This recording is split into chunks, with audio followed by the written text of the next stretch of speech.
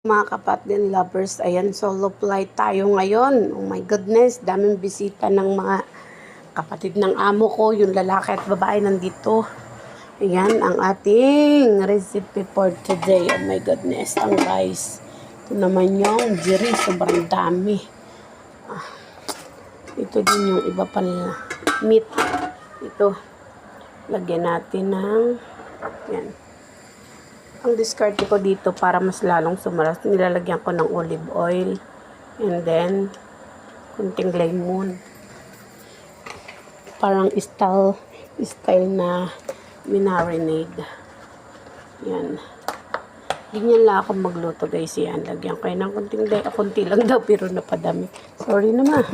Napabuhos. Pero mas masarap yung better sour.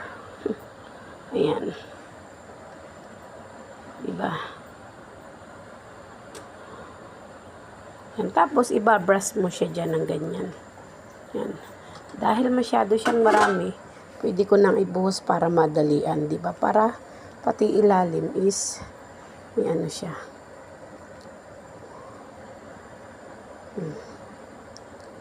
Yan siya guys. Yan na. Tapos ilalagay natin sa oven. Iano natin siya. Tutustahin. Na parang mang inasal. Diba? Ganyan lang guys. Ganyan lang ako gumawa ng mang inasal. Mang inasal.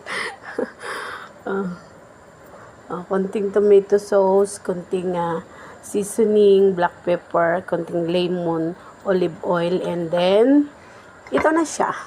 Lagay natin sa oven. Yeah, sila.